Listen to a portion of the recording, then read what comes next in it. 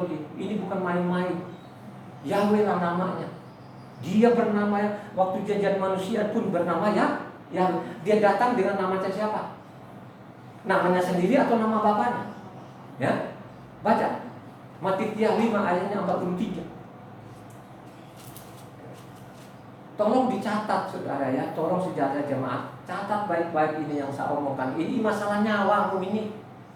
Bukan masalah dari mimbar ini. Dari mimbar itu pakai namanya bapak gerejanya.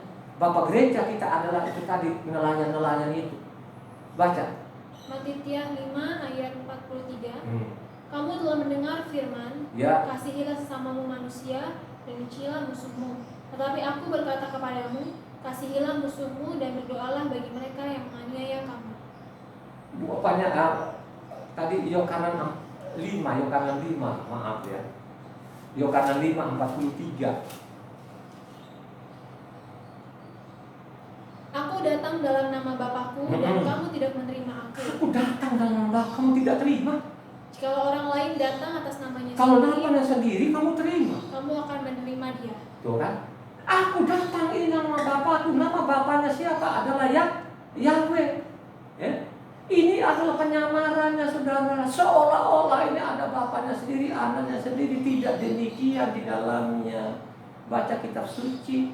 Ya? Kalau engkau tidak baca kitab suci, akibatnya nanti apa katanya Hosea? Ya? Hosea mengatakan, Hosea 4 ayat 6, dibantu baca. Kita urut-urut. Hosea 4 ayat 6. Umatku binasa karena tidak mengenal Tuhan. Umatku itu binasa karena tidak mengenal aku lagi. Karena engkaulah yang menolak pengenalan itu, maka aku menolak engkau menjadi imamku. Dan karena engkau melupakan pengajaran Tuhanmu, maka aku juga akan melupakan anak-anakmu. Melupakan, kau gak mau teriak-teriak pun sekarang kita contohkan pakai nama Yesus, gak ada jawabannya. Ya? Ingat baik-baik ya masalah nama ini. Bagaimana pada waktu itu namanya Elia. Ya? Elia sendirian loh saudara. Saya ini tidak sama dengan Elia. Elia dengan saya ini langit dan bumi saudara. Ya, Elia saja begitu nabi ini dia luar biasa, tidak ada pengikutnya. Ya, tidak ada pengikutnya pada waktu itu. Ya, baca ya, dipercepat bacanya. Kita lihat pada waktu nama ini tidak diingat lagi, tidak dihiraukan lagi, maka dia panggillah nabi-nabimu itu. Kau panggil nama ilahmu dan kau panggil juga nama Tuhanmu itu. Coba baca 1 Raja-Raja 18 ayat 18 sampai 40, tapi dipercepat. Gitu. Supaya lengkap itu. Harus lengkap loh itu. Ya, baca dari 18-nya sampai ke 40. Dicepat bacanya.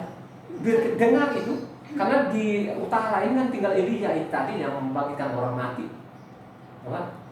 1 Raja-Raja 18 ayat 18 sampai 40. Jawab Elia kepadanya, bukan aku yang mencelakakan Israel, melainkan engkau ini dan kaum keluargamu. Sebab kamu telah meninggalkan perintah-perintah Yahweh dan engkau ini telah mengikuti para Baal. Sebab itu suruhlah mengumpulkan seluruh Israel ke gunung Karmel, juga nabi-nabi Baal yang 450 orang itu dan nabi-nabi Asyera yang 400 itu yang mendapat makan dari meja istana Izebel. Ahab mengirimkan orang ke seluruh Israel dan mengumpulkan nabi-nabi itu ke gunung Karmel. Lalu Elia mendekati seluruh rakyat itu dan berkata, berapa lama lagi kamu berlaku timpang dan bercabang hati? Kalau Yahweh itu Tuhan, ikutilah dia, dan kalau Baal, ikutilah dia. Tetapi rakyat itu tidak menjawabnya sepatah kata pun. Lalu Elia berkata kepada rakyat itu, hanya aku seorang diri yang tinggal sebagai nabi Yahweh. Padahal nabi-nabi Baal itu ada 450 orang banyaknya. Namun baiklah diberikan kepada kami 2 ekor lembu jantan. Biarlah mereka memilih seekor lembu, memotong-potongnya, menaruhnya ke atas kayu api, tetapi mereka tidak boleh menaruh api. Aku pun akan mengolah lembu yang seekor lagi, meletakkannya ke atas kayu api, dan juga tidak akan menaruh api. Kemudian biarlah kamu memanggil nama ilahmu, dan aku pun akan memanggil nama Yahweh. Panggil nama ilahmu, siapa panggil nama Yahweh? Maka ilah yang menjawab dengan api, dialah Tuhan. Ya. Seluruh rakyat menyaut, katanya, baiklah demikian. Baik demikian. Kemudian Elia berkata kepada nabi-nabi Baal itu, pilihlah seekor lembu dan olahlah itu dahulu, karena kamu ini banyak. Sesudah itu panggillah nama ilahmu, tapi kamu tidak boleh menaruh api. Mereka mengambil lembu yang diberikan kepada mereka, mengolahnya dan memanggil nama Baal dari pagi sampai tengah hari, katanya, ya Baal, jawablah kami. Tetapi tidak ada suara, tidak ada yang menjawab. Sementara itu mereka berjingkat-jingkat di sekeliling mezbah yang dibuat mereka itu. Pada waktu tengah hari Elia mulai mengejek mereka, katanya, "Panggillah lebih keras, bukankah dia ilah? Mungkin dia merenung, mungkin ada urusannya, mungkin ia berpergian, barangkali ia tidur dan belum terjaga." Maka mereka memanggil lebih keras serta menoreh-noreh dirinya dengan pedang dan tombak seperti kebiasaan mereka, sehingga darah bercucuran dari tubuh mereka. Sesudah lewat tengah hari, mereka kerasukan sampai waktu mempersembahkan korban petang, tetapi tidak ada suara, tidak ada yang menjawab, tidak ada tanda perhatian. Kata Elia kepada seluruh rakyat itu, "Datanglah dekat kepadaku." Maka mendekatlah seluruh rakyat itu kepadanya. Lalu ia memperbaiki mezbah Yahwe yang telah diruntuhkan itu. Kemudian Elia mengambil 12 batu menurut jumlah suku keturunan Yakob. Kepada Yakob ini telah datang firman Yahwe, "Engkau akan bernama Israel." Ia mendirikan batu-batu itu menjadi mezbah demi nama Yahwe dan membuat suatu parit sekeliling mezbah itu yang dapat memuat 2 sukat bumi. Ia menyusun kayu api, memotong lembu itu dan menaruh potongan-potongannya di atas kayu api itu. Sesudah itu ia berkata, "Penuhilah 4 buyuk dengan air dan tuangkanlah ke atas korban bakaran dan ke atas kayu api itu." Kemudian katanya, "Buatlah begitu untuk kedua kalinya," dan mereka berbuat begitu untuk kedua kalinya. Kemudian katanya, "Buatlah begitu untuk ketiga kalinya," dan mereka berbuat begitu untuk ketiga kalinya. Sehingga air mengalir sekeliling mezbah itu, bahkan parit itu pun penuh dengan air.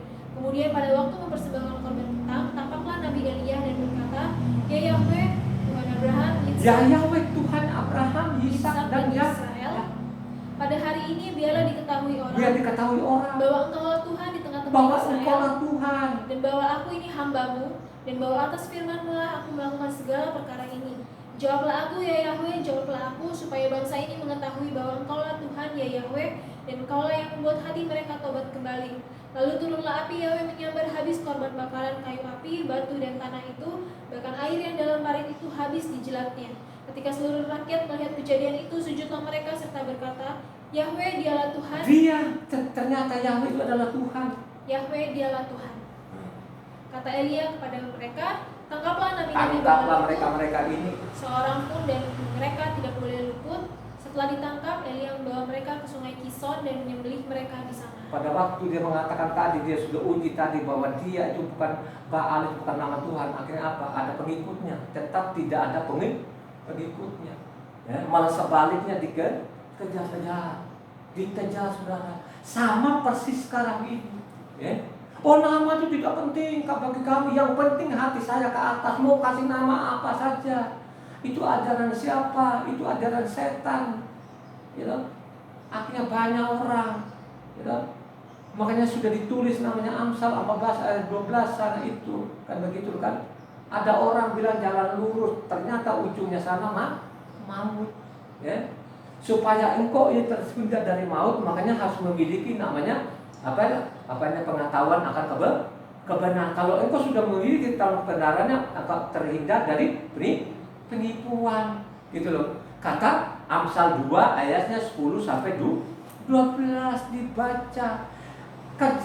Yang dikatakan jahat itu kalau engkau melupakan Tuhan, ini kan melupakan Tuhan ini sudah lama. Baca Hakim-Hakim 3 ayat 7. Ya, jadi sudah lama sekali ini mereka tidak menghiraukan lagi. Ya. Baca dulu di situ ayatnya, Hakim-Hakim 3 ayat 7. Orang Israel melakukan apa yang jahat di mata Orang Yahwe. Israel melakukan yang jahat itu. Mereka melupakan Yahwe dan beribadah kepada para Baal. Mereka beribadah kepada Baal. Mereka lupakan nama. Ini sudah mereka lupakan. Makanya Yeremia coba urut-urut terus saja. Kita berurut. Kita pakai pasal dan pakai ayat. Kita tidak usah bisa olah-olah kata-kata. Yeremia 2 ayatnya 8 ini. Para imam tidak lagi bertanya, "Di manakah Yahwe?" Orang-orang yang melaksanakan hukum tidak mengenal aku lagi, dan para gembala mendurhaka terhadap aku.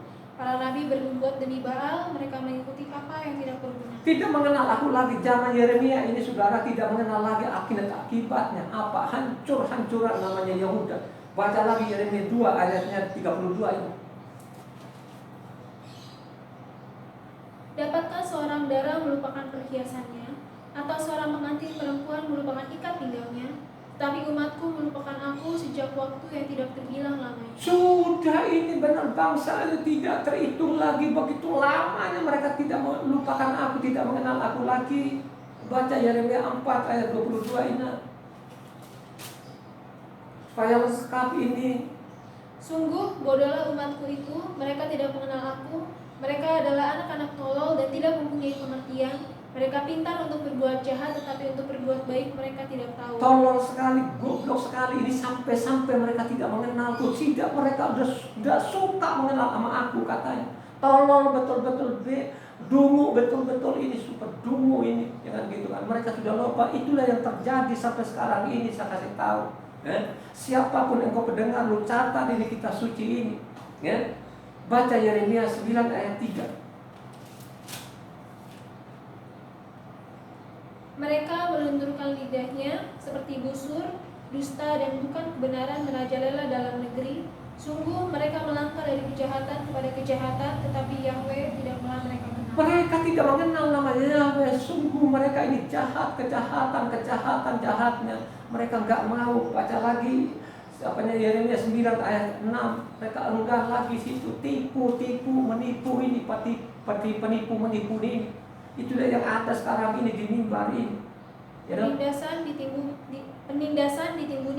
penindasan, tipu ditimbuni tipu. Mereka enggan mengenal Yahweh. Mereka tuh enggan mengenal namanya Yahweh. Mereka tidak suka kalau dengar Yahweh, tidak, otaknya sudah nggak pakai lagi. Dia bilang itu sesat. Yeremia 9 ayat 23, 24. Beginilah firman Yahweh, janganlah orang bijaksana bermegah karena kebijaksanaannya, janganlah orang kuat bermegah karena kekuatannya, janganlah orang kaya bermegah karena kekayaannya, tetapi siapa yang mau bermegah, baiklah bermegah karena yang berikut, bahwa ia memahami dan mengenal aku, bahwa akulah Yahweh yang menunjukkan kasih setia, keadilan dan kebenaran di bumi. Sungguh semuanya itu kusukai pengenalan akan Tuhan. Kusuka itu memiliki pengetahuan akan kebenaran. Kan begitu. Yeremia 10 ayat 25. Tumpahkanlah kepanasan amarahmu ke atas bangsa-bangsa yang tidak mengenal engkau, ke atas kaum-kaum keluarga yang tidak menyerukan namamu, sebab mereka telah memakan Yakob dan menghabisinya. Tumpahkan kepada bangsa-bangsa ini yang tidak mengenal engkau. Sekarang kan terasa akan mati konyol orang. Tumpahkan ke amarah. Sekarang ada corona. Kalau syukur-syukur orang besar sekarang lolos, ini pembuktian. Baca lagi Mazmur 79 ayat 6. Ini sama persis tadi.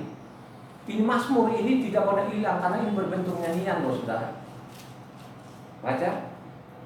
Tumpahkanlah amarahmu ke atas bangsa-bangsa yang tidak mengenal engkau, ke atas kerajaan-kerajaan yang tidak menyerukan namamu. Tumpahkan amarahmu kepada bangsa-bangsa ini yang tidak menyerukan namamu, kan begitu, ya loh? Makanya kan kalau kau baca lagi, coba baca loncat sedikit sama Mazmur 83 di sana ayatnya 15-18. Dengarkan, simak baik-baik itu, ya. Simak baik-baik Mazmur 83 ayat 15-18. Seperti api yang membakar hutan dan seperti nyala api yang menghanguskan gunung-gunung, kejarlah mereka dengan badaimu, dan kejutkanlah mereka dengan puting beliungmu. Penuhilah muka mereka dengan kehinaan, supaya mereka mencari namamu. Mereka cari namamu. Biarlah mereka mendapat malu dan terkejut selama-lamanya. Biarlah mereka tersipu-sipu dan binasa. Coba, kejutkanlah mereka sekalipun bencana demi bencana, malah petaka, malah sebaliknya mereka menghujat-hujat nama Yahweh. Gitu? Ada lagi yang bilang kan, itu orang-orang bilang Taurat itu dipertuhankan, Taurat otaknya kan pendek itu. Saya kasih tahu, ya. Justru kalau kau tinggalkan Taurat tadi itu mati konyol namanya. Yesua datang itu kan bukan meniadakan Taurat. Baca Yeremia 13 ayat 10. Ya.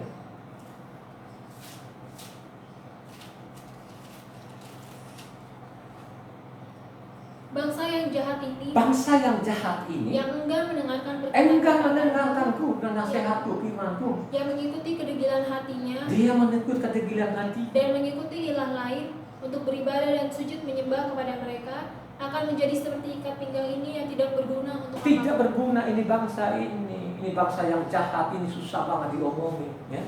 Ini omongnya saudara, bukan saya pakai pasal dan pakai ayat. Baca Yeremia 23 ayat 27.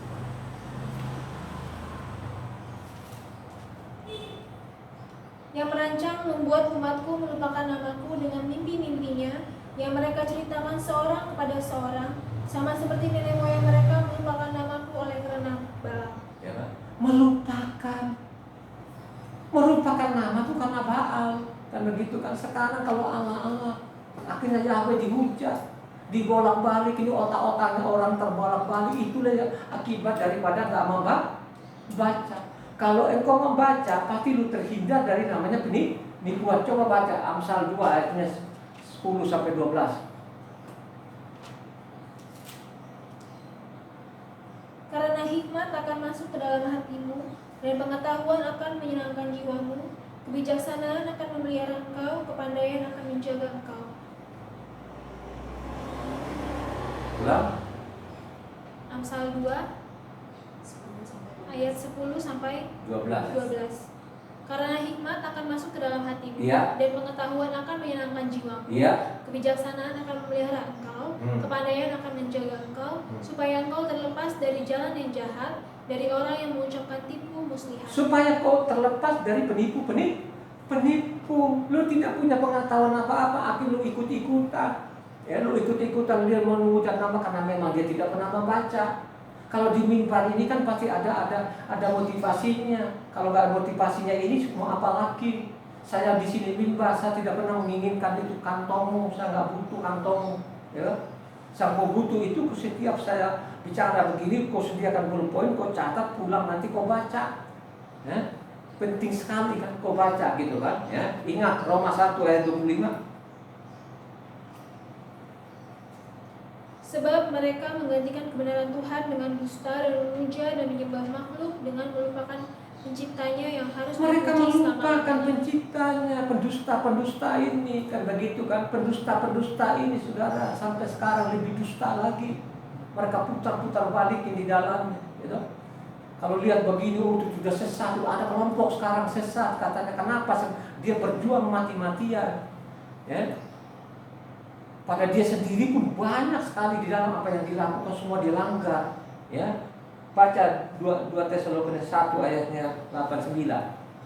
Akhiri.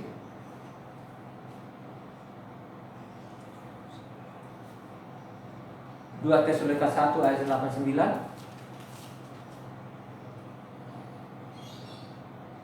Dan mengadakan pembalasan terhadap mereka yang tidak mau mengenal Tuhan. Mengadakan pembalasan dan tidak mentaati Injil Yeshua Tuhan kita. Mereka ini akan menjalani hukum kebinasaan selama-lamanya, dijauhkan dari hadirat Tuhan dan dari kemuliaan kekuatannya.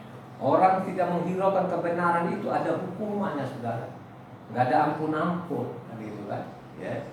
Itulah namanya kebenaran. Berbahagialah orang yang mendengar ini, yang mencatatnya ini, pulang nanti di rumah lagi, ya kan? Dia baca ulang lagi, dia renungkan ini, dia isilah hari-harinya dengan benar, dengan baik, dengan dia baca kitab suci. Selamatlah orang itu, ya. Selamatlah orang itu. Saya di mimbar ini, saya ngomong, saya tidak punya motivasi apa-apa, ya. Saya tidak pernah menginginkan perpuluhanmu, saya tidak pernah menginginkan itu persembahanmu, ya. Yang saya inginkan itu engkau mencatat, engkau mendengar, engkau lakukan apa yang diperintahkan di dalam kitab suci. Gitu? Suatu kejahatan itu kalau kau enggan namanya mengenal nama Tuhan ini, gitu? Apalagi kalau kau menghujat nama Yahweh ini kan tidak punya dasar apa-apa, gitu? Jangan ngotot. Saya ngomong seperti ini, gitu? Saya ini seorang ganas, ya, ganasnya ganas, ya. Tapi pada waktu saya belajar kitab suci dan saya sadar disitulah, ya, saya tinggalkan semua, mungkin tidak 100%, ya, masih ada lah 50% gitu. Tapi saya sadar ini, ya, saya ini siapa, gitu. Sehingga saya betul-betul tunduk, saya baca kitab suci setiap hari. Sekarang itu mungkin antara Senin, Selasa, Rabu itu saya sudah masuk lagi sudah 137 kali.